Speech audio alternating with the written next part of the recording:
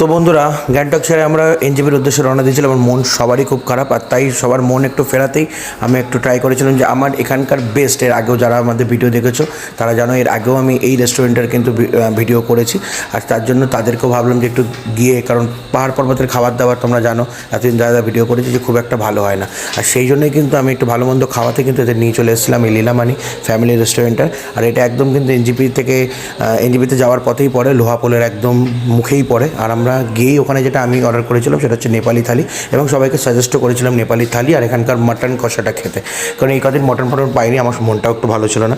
যাই হোক, প্রথম কথা হচ্ছে এখানকার যারা এখনও যাওনি, একবার বলবো যে লীলামানি ফ্যামিলি রেস্টুরেন্টটা একবার গুগলে সার্চ করে একবার যাও, গিয়ে একবার খাও। বিশেষ করে ওদের লাঞ্চটা, বিশেষ করে নেপালি থালি আর মাটন কষাটা একবার খাও, বারবার বলছি নিরাশ হবেন না। তো আমরাও খেয়েছিলাম, এক কথা অসাধারণ লেগেছিলো। সবার কাছ থেকে ফিডব্যাক দিয়েছিলাম, সবাই কিন্তু বলেছিল যে হ্যাঁ এটা সত্যিই খুব ভালো খেতে। তো তাই তোমাদেরকেও প্রেফার করবো আমি, একবার গিয়ে কিন্তু ট্রাই করো, আশা করছি নিরাশ হবেন না। নিরাশ হওয়ার কোনো জায়গাই নেই। এদের সার্ভিস, এদের ব্যবহার, এদের খাবারের কোয়ালিটি, কোয়ান্টিটি, দাম সব কিছু কিন্তু এক কথায় কিন্তু অসাধারণ। যাই হোক, এই খাওয়া দাওয়ার পরেই কিন্তু আমাদের গাড়ির টাইম হয়ে যাচ্ছিলো, তাই আমরা এনজেপির উদ্দেশ্যে রওনা দিলাম আজকের মতো।